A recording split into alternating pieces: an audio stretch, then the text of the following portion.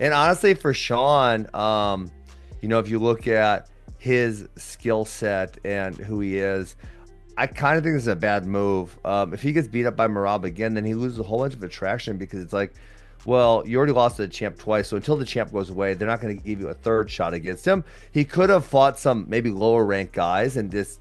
Ben Askren has warned Sean O'Malley as talks of a rematch with UFC bantamweight champion Merab Dvalishvili gain momentum. However, not everyone is on board with the growing hype. Henry Cejudo isn't buying into the buildup for a potential rematch between crowned UFC bantamweight champion Merab Dvalishvili and former title holder Sean O'Malley. The Olympic gold medalist and former two-division UFC champion questioned the relevance of the matchup, suggesting O'Malley hasn't done enough to warrant another shot at the belt. I want you to tell me something, Helen. Am I lying?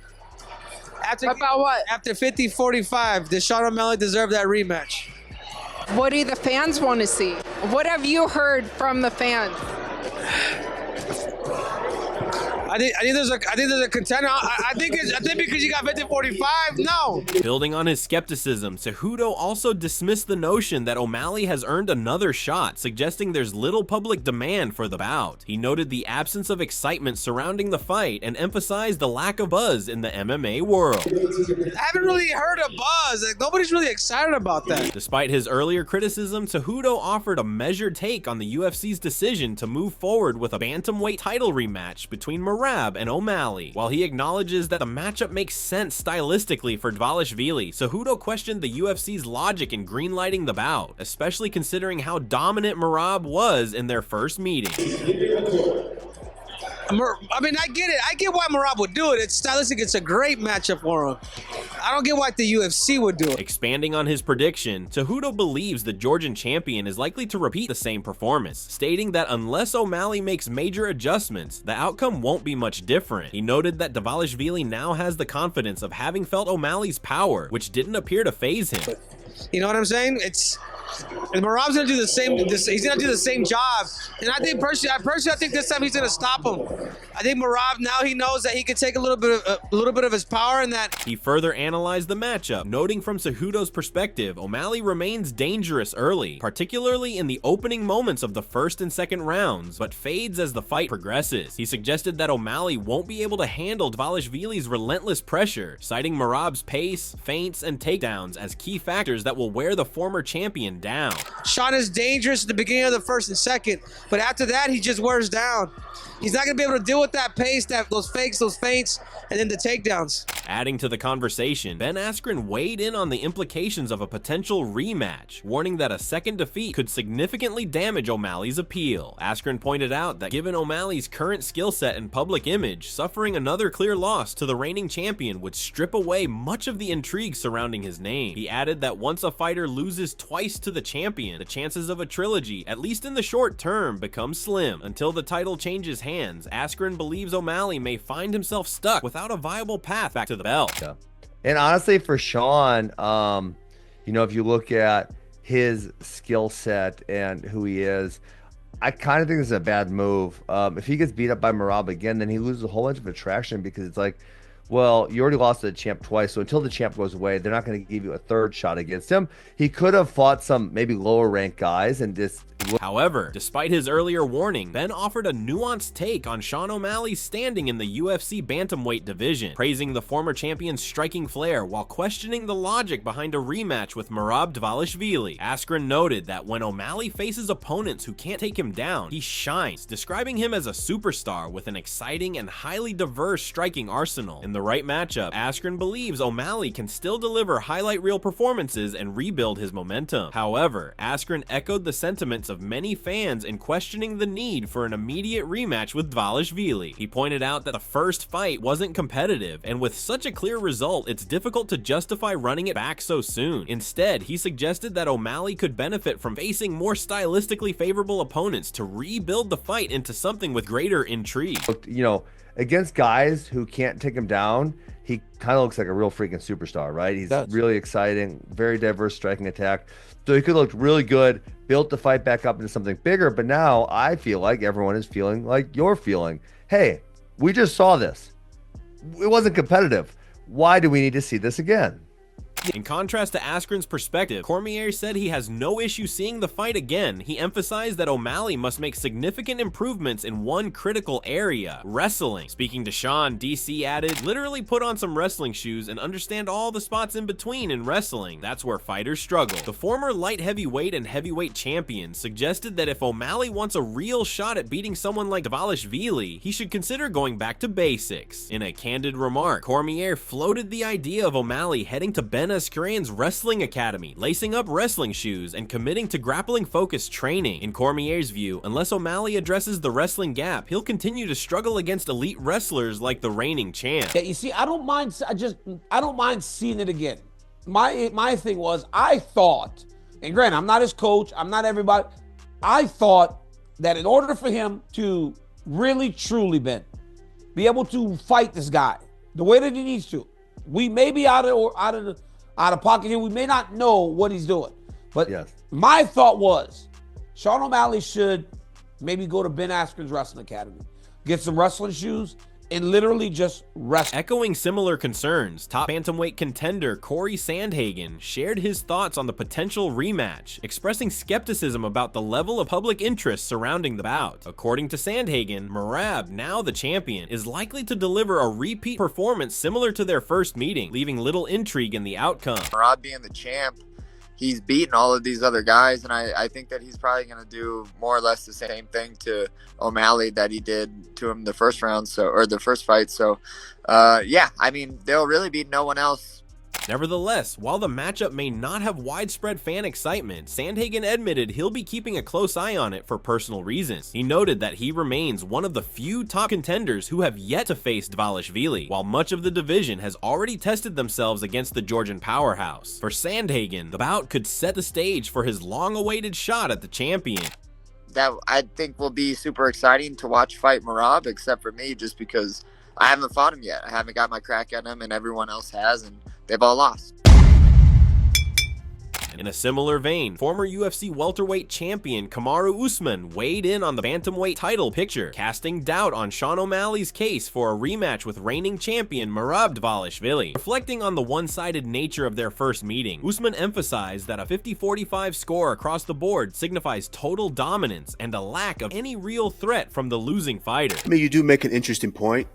When you're beat 50-45, that kind of means you were dominated the whole fight. You didn't really pose any type of threat or danger.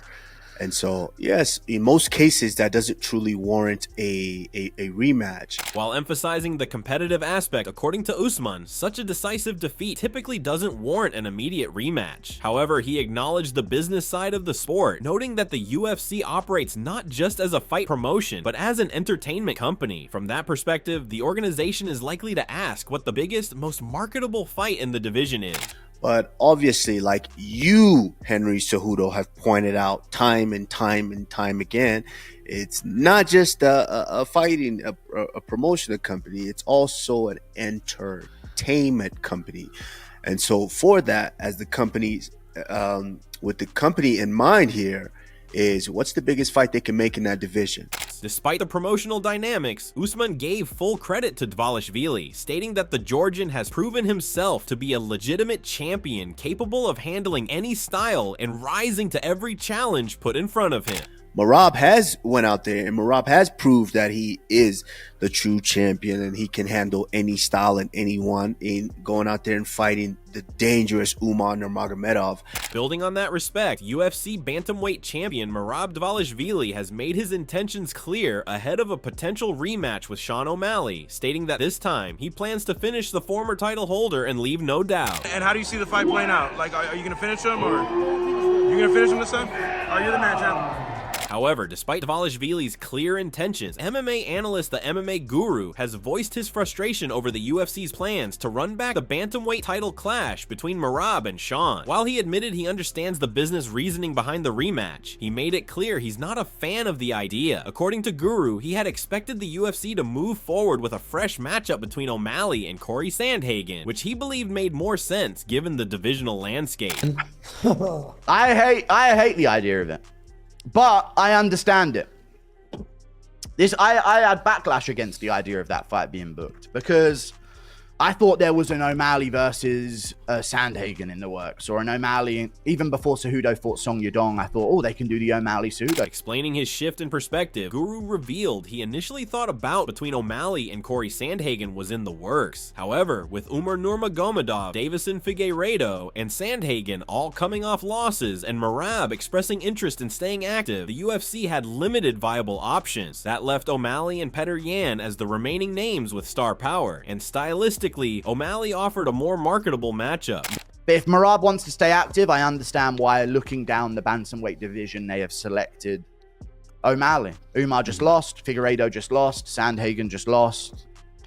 They've only got O'Malley and Yan as options, and going with O'Malley makes sense based on the competitive of the Merab fight in the first place. Building on that analysis, former UFC middleweight champion and analyst Michael Bisping weighed in on the potential rematch between Sean O'Malley and Merab Dvalishvili, pointing out that O'Malley was clearly beaten in their first encounter. Since then, Bisping noted, Merab hasn't just held his ground, he's gone on to defeat top contender Umar Nurmagomedov, further solidifying his dominance in the division. But still, Merab Dvalishvili defending the belt against Sugar Sean O'Malley. Now a lot of people think, hold on a minute, what's going on? Sugar Sean O'Malley got soundly beat last time. Since then, Merab's gone off. He's beat Umar Nurmagomedov. He's cemented himself as the best bantamweight. According to Bisping, Dvalishvili has now firmly established himself as the best bantamweight in the world, and arguably the most effective takedown artist in all of mixed martial arts. With no fighter landing more takedowns across the sport, Bisping believes Merab has separated himself from the pack in both skill and consistency. Michael states that Sean will have to bring out his best to display a competitive fight. He's the best takedown artist in all of mixed martial arts. Nobody's landed more takedowns in MMA than Merab Dvalishvili. The pace that he puts on people, we all know about that. That's why they call him machine. The man's crazy. He's always doing crazy stuff online, whether it's jumping headfirst into a lake,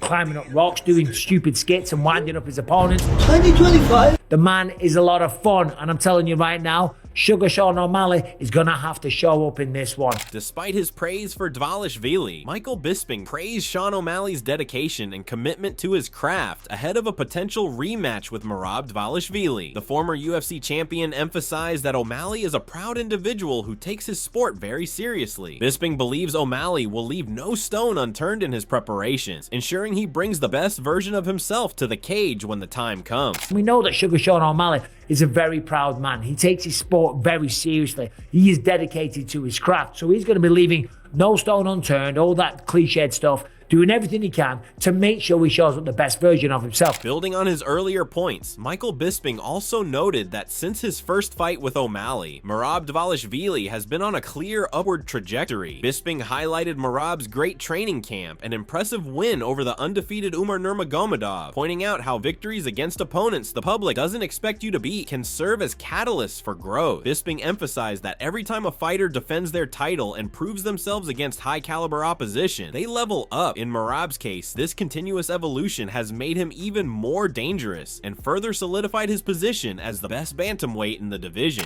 However, since they fought at the Sphere, Merab's been on a tear. Merab's had another training camp. Merab's took out an undefeated fighter in Umar Nurmagomedov.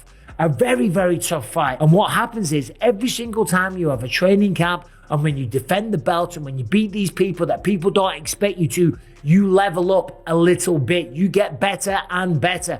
And that is what Merab's doing. Contrary to those dismissing the rematch, Bisping has disagreed with the notion that fans have already seen everything between Dvalishvili and O'Malley. While some argue that the first fight was decisive and doesn't warrant a rematch, Bisping firmly stated that in combat sports, every fight is different. He explained that no two bouts ever play out the same, whether it's boxing, kickboxing, or MMA. According to Bisping, the unpredictable nature of the sport ensures that each encounter offers unique variables and potential for surprises, making a rematch worth watching. Even more. That's what I'm talking about. I think this fight's going to be great. I saw some people online saying, well, hold on a minute. What's going to change? We already saw Merab beat him. Let me tell you something right now. Every single fight, whether it's boxing, kickboxing, MMA, they are always different and they never play out the same.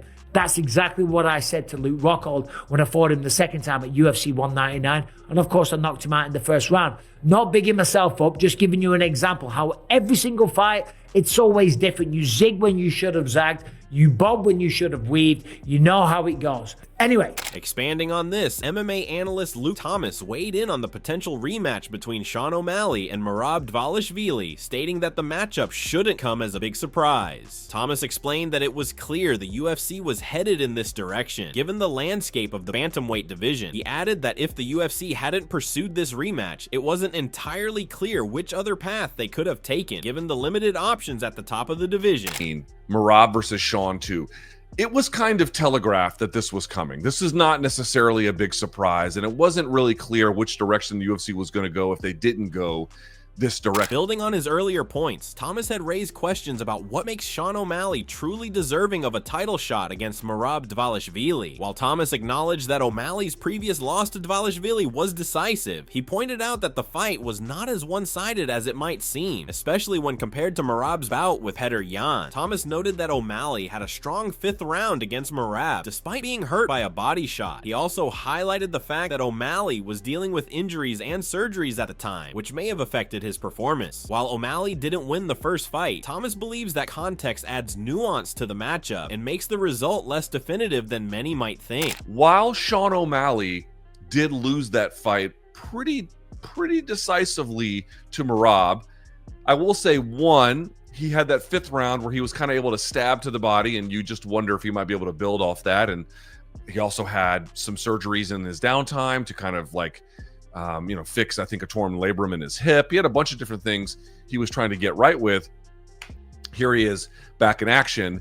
What I'm also going to say is, as decisive as that fight was for Merab the first time, and to be very clear, it was quite decisive, on the back end, it was less decisive than it was against Yan. Adding to the conversation, Chael Sonnen recently shared his thoughts on the anticipated rematch between Sean O'Malley and Merab Dvalishvili, highlighting the high-stakes nature of the fight. He stated that one of the reasons he loves this matchup is the clarity it brings. There's little else to discuss with O'Malley, except whether he can secure a world championship. However, Sonnen also pointed out that while O'Malley may currently be one of the sport's biggest stars, that could soon change. He believes Alex Pereira, with his dominant performances and exciting style, might soon rival or even surpass O'Malley in terms of stardom.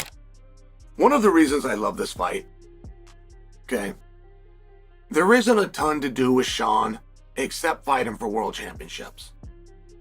If Sean is not the sport's biggest star, if he's not, he might be, and he has 2 numbers from 2 gates last year to support that he in fact is, but he might not be, because Alex Pereira might be.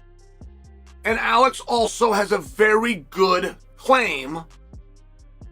One got used in the main event of Sphere, one got used in the main event of 300. I mean, there's a very good argument.